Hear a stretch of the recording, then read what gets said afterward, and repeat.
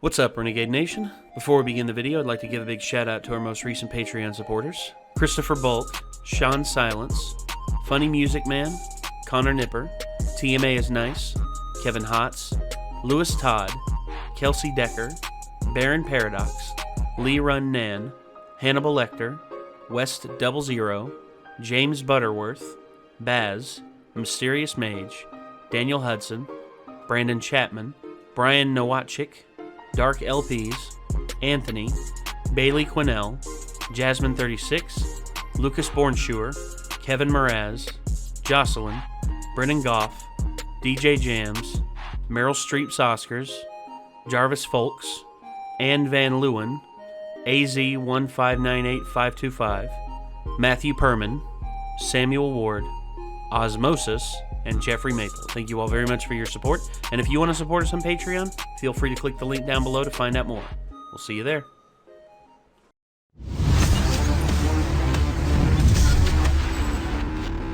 JonTron! Bubsy collection. Now, here's the thing about Bubsy. Bubsy is fairly infamous for being bad. Which, you know, if someone can break down bad video games and make them funny, it's John. It's JonTron, because, you know, that's just who he is. JonTron is JonTron, and John is gonna Tron. Yeah, so my next door neighbors, when I was really little, had Bubsy on their PC, and I got to play it for a few minutes. And for some reason, as a kid, I didn't find it to be that awful. Well, there's bright spots in the Bubsy series, but for the most part, they're not that good. And it's not just JonTron who shits on them. It's also Donkey.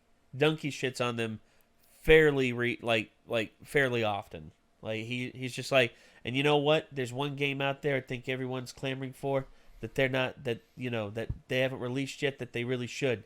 You know what that is? Bubsy 3D Part 2. And it's just it's up there with like Knack. Like that's the joke with Knack, is that it's such a terrible game that they made a second one for some reason. There are still fans of Knack. Well, yeah, but it's not but everyone was like hyping up Knack to be like the next like Builder Pro expert series that was gonna be big for Sony, and it didn't do so hot. And yeah, there's just a whole lot wrong. But anyway, JonTron a long time ago did a Bubsy collection video for the JonTron show, so I figured let's give it a watch and see what's going on. This was also recommended on our Discord, so yeah. Hopefully you all enjoy this. Here we go.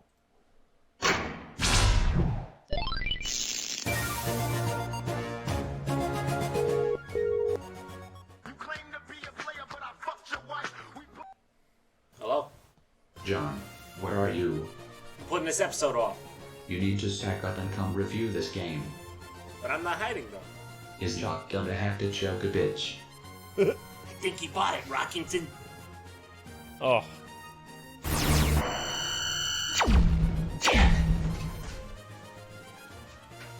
Whoa, no, I was reviewing the game the whole time. Look! John, that doesn't go in there, you silly bitch! Oh. You're right. You're right, Jock. This has to be done.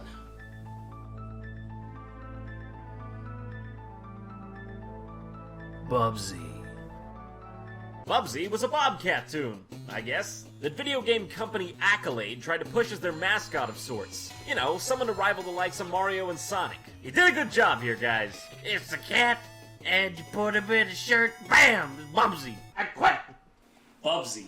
Claws encounters of the third kind. Now, how can I fail? I don't see how I can fail.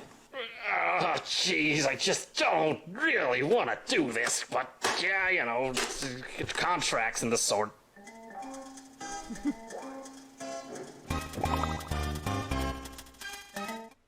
What could possibly go wrong? I don't know. You're pretty safe with the Chapter 1 called Cheese Wheels of Doom. So I'm willing to wager that everything could go wrong. The first thing you'll notice is that this game is a little something I like to call a float game. As in, everything's floaty! even Bubsy. In fact, that's one of his main moves. I find it a bit curious that they designed a Bobcat to have two abilities, jump and float. What kind of character design is this? It'd be cool if he was like, you know, a flying squirrel or a bat even. Then I'd have reason to feel justified in gliding. I mean, when's the last time you were hiking and a freaking Bobcat just came floating by? It didn't happen! You're right. It can't happen!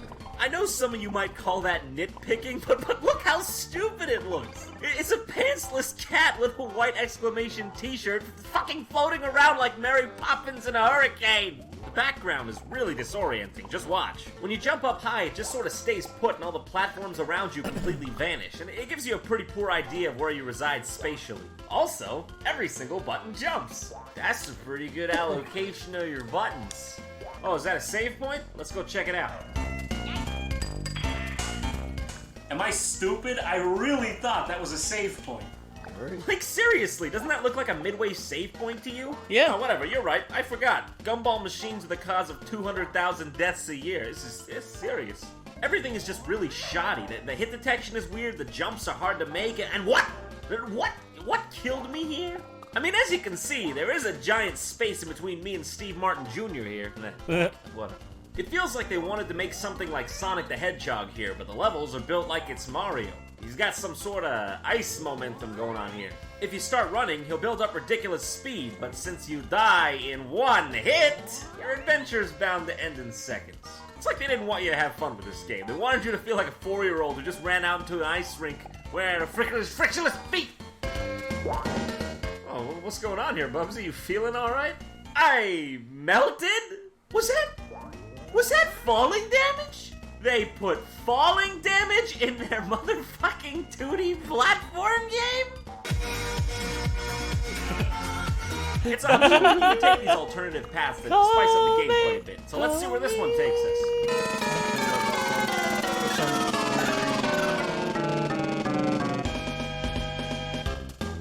Oh, utter hell. What? It took me to the beginning of the level. Who cares? I don't care. I don't even care. This game wouldn't even be so bad if they slowed down the pace a bit and zoomed the screen out. Everything's too close up. Before you know it, you get pelted with something you didn't even have a chance to react to. You never know what to expect next. You just gotta kind of carefully inch along to beat this game, and hey, that's just no fun. No, look! There is falling damage in this game. I'm not crazy. You can't put falling damage in a freaking platformer. That's like putting gravy on Skittles. All right, almost done with this level. Just gotta get a little. Oh. Jumping in a car killed me. No, I don't really. That's the way we wash our hands. I'll take your hit, Bubsy. I see what you're saying to me. Don't you worry. We're on the same level. Jesus. Let's try Bubsy 2. Maybe this one's a little better. What could possibly go wrong? Yeah! Bubsy 2! Bubsy 3! I don't like how violent he is with his old Bubsy fucking 2! retro Bubsy, equipment. Bobcat. Oh, and don't expect those amazing puns to stop anytime soon. If anything, it speeds up from here. Remember, I am a trained professional.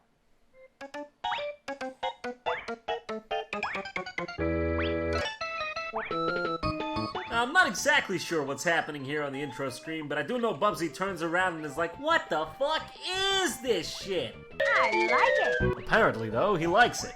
So I can choose between one player, Grand Tour, whatever that is, and play for points. Yeah, play for points! Gotta get that gamer score up and post it to SNES Live, yo. Yo, Gatorade me, bitch.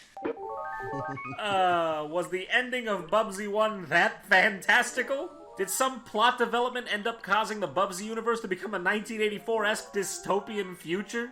Well, clearly one thing's for sure. I gotta pick from West Wing and East Wing. Never mind Bubsy 1 and Bubsy 2 over here, you know, whoever they are. So it would appear that Bubsy's in some weird place and he's gotta go to all these places and beat the levels. Don't worry, it's all very well explained. Well, this time around, at least we got more buttons to work with. You can jump, glide, and use an item. Now, by far, the best feature in this game is whenever Bubsy dies, he'll say the stupidest thing I've ever heard in my life.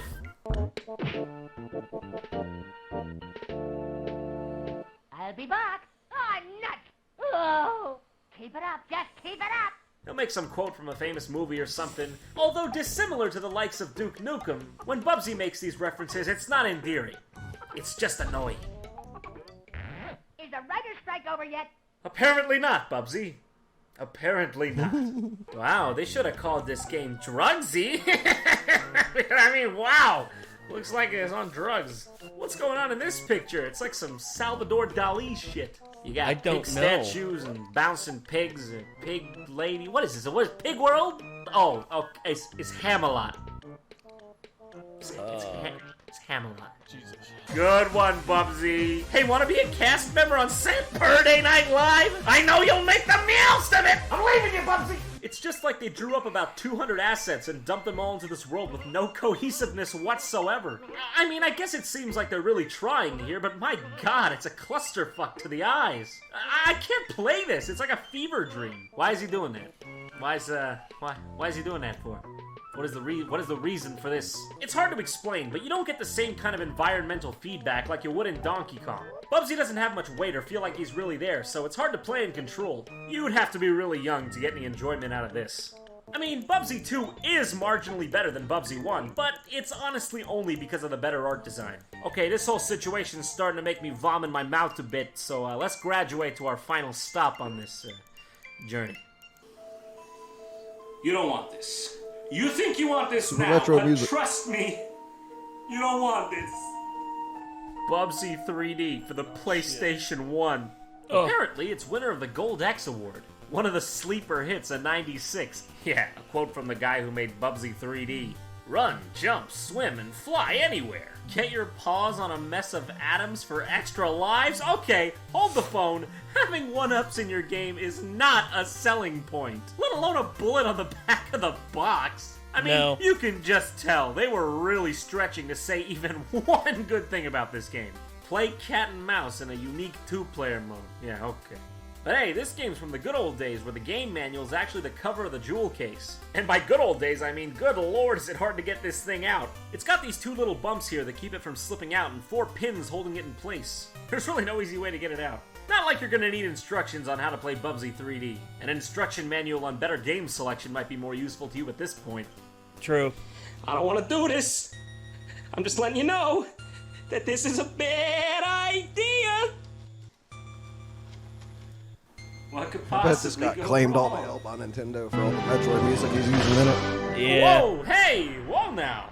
I think we know where all the budget went. So, as it would seem, the bad guys in Bubsy 3D are the sneezing enemies from the first game. I like how that's actually what they went with. As if they were like, nope, they were the first enemies in the first one, that's it. They have to be the main enemy. We can't come up with anything better than this. Than fucking this! Dude, Parallel Universe Shigeru Miyamoto's like the Goombas that the first enemy you see in the first game. Well, that's it. The main villain. 5 stars! A+! 4 stars! Man, if these are the cutscene graphics, I don't know that I want to see the real game. Bubsy is 3D in Forbidden Planet. Because talent. Well, there you have it. Bubsy 3D. Now this is truly art right here. Yeah, you are looking at fine art. Where do we even begin with this? Bubsy 3D's controls can't even be categorized as bad. They're closer to unfinished. It's nonsensical how you move in this game, and it goes beyond every gaming convention. It's hard to explain, but you can't run around freely like in Mario 64. You can only go straight forward and straight back. To turn, you literally have to move your trajectory left and right and then go forward when you got the direction you want to go. In turn, this makes Bubsy 3D feel more like a freaking strategy game than a platformer. And, oh, don't you forget, this game wants you to know that this is the true essence of a platformer. Now, what would a platform game be without platforms? Now, if you would just take a nice look at these platforms, yep, that sure is a platform, alright. Yep. A non-colored, non-polygonal, non-textured platform. Bubsy 3D! Literally a platformer! Literally! God!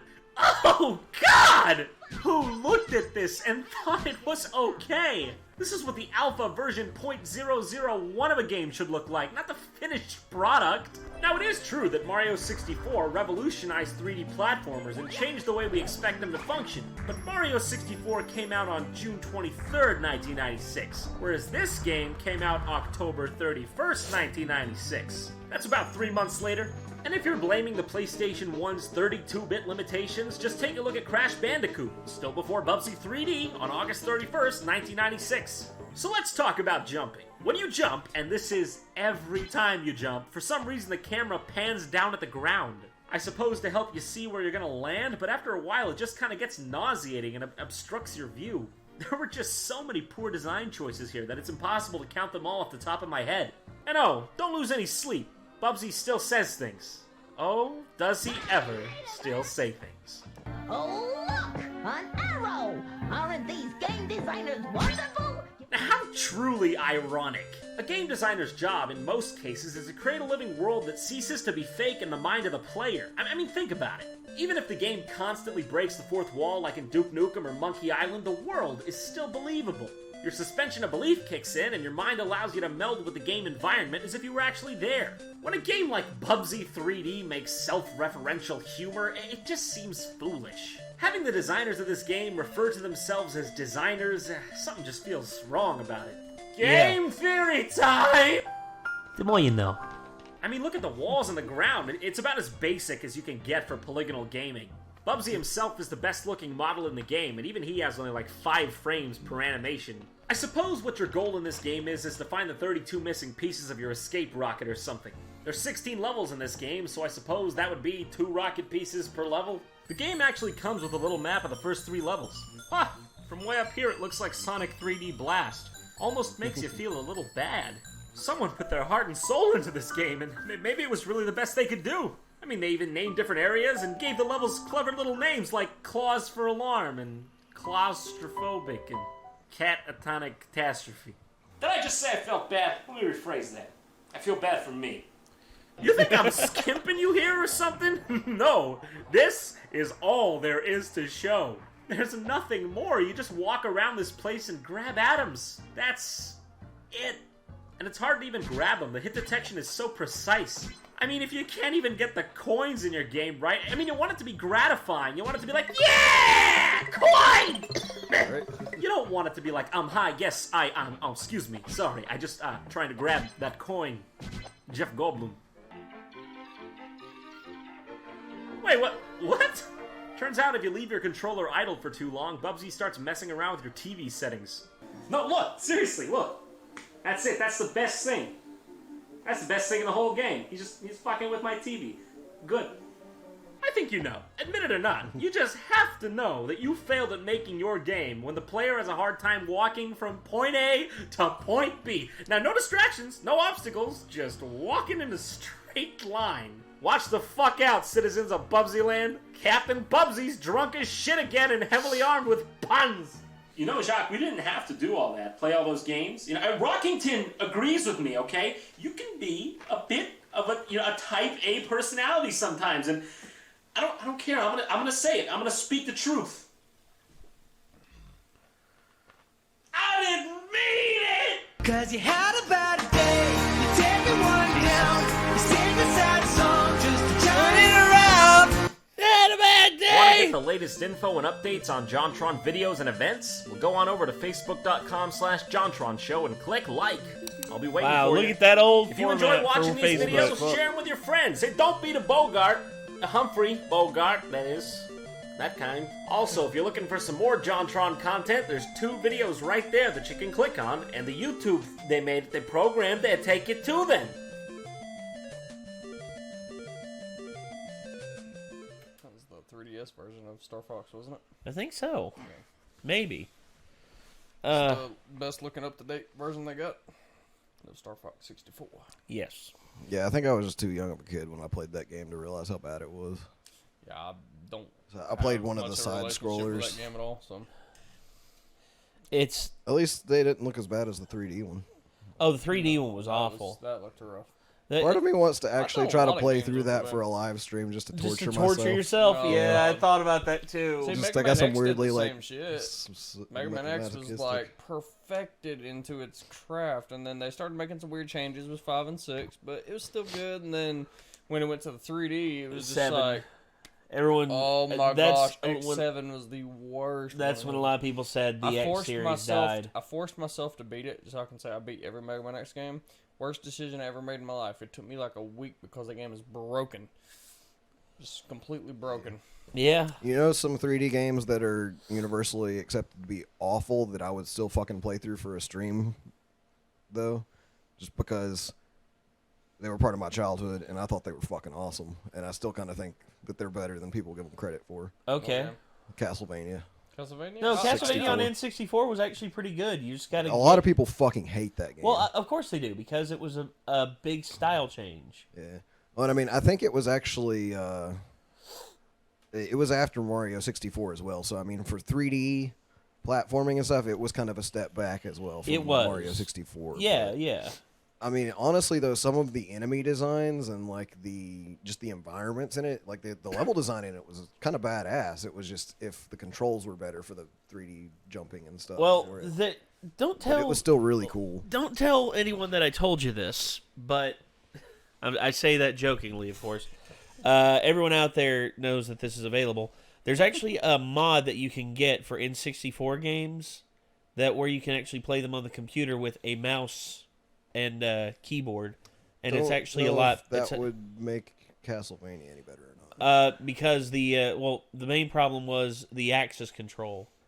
The axis control was the big problem, and when you're using a mouse versus a single Joy-Con stick, it makes a huge difference. Like GoldenEye on PC, like N64 GoldenEye, you could tell it was made to play on PC. You can tell because of how awesome it is. GoldenEye was even before they figured out how to do first-person shooter controls properly on an N64 controller, which they only had one thumbstick. Well, yeah, but like they had a way of doing it that worked a lot better than GoldenEye that they started doing in the later first-person shooters on N64, like Turok and shit. Yeah. Which was basically you would hold the controller where you would move, not with the stick, but with like your the thumb pad, the thumb pad or the C buttons, either one, depending on if you're left or right-handed, and then your stick would move your camera.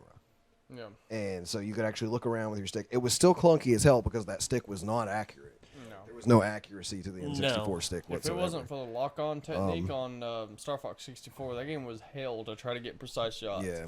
It was like, I just... whoop. But at least Turok and shit was easier to play than GoldenEye was. Even though GoldenEye was technically a better game. I think Perfect Dark even had better controls than GoldenEye. It did. Correctly, well, too. that was the point where Rare finally got the sitch on how to do first person shooting. Yeah. On the N64. And see, GoldenEye gets all this credit because everybody loved the multiplayer and stuff for it, but really, like the most locked down, I think, first person shooter controls and stuff was Perfect Dark, and it came after. So. Well, that was about as good as it got before Halo. Yeah. Well, and you got to think as well.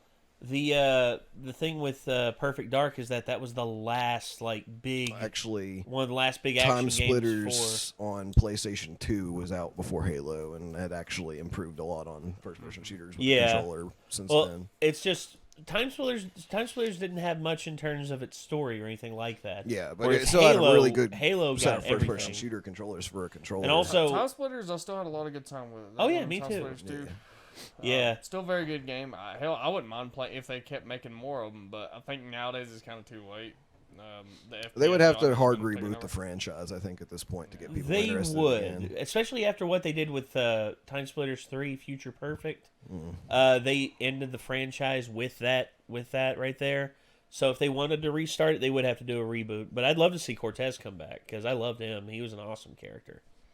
Yeah, I think it would be interesting to see them reboot that in a modern gaming universe and put like some big designers behind it, Yeah. Get it to be something really good. I think there's potential there.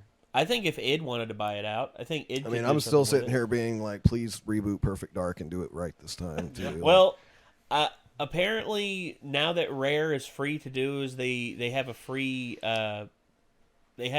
clause with Microsoft now, ever since Phil Spencer took over. The last game that they had to do under their old deal with Xbox was Sea of Thieves. Now they signed a new deal with Phil Spencer, and Phil Spencer pretty much told them, "Hey, make whatever game that you want." And basically, Rare has gone silent on what they're going to be doing next. Yeah, so they're working on something. Yes. So maybe they're going to redo I'm kind of Perfect excited no Dark. matter what they're doing. I doubt they're remaking something. They're probably like, well, we've had this idea for a while, and we've always really wanted to do this. So maybe it'll be a new IP, but maybe. If it was like a complete reboot and like a really good version of like a new Perfect Dark, I would be fucking stoked. Yeah. That would be cool.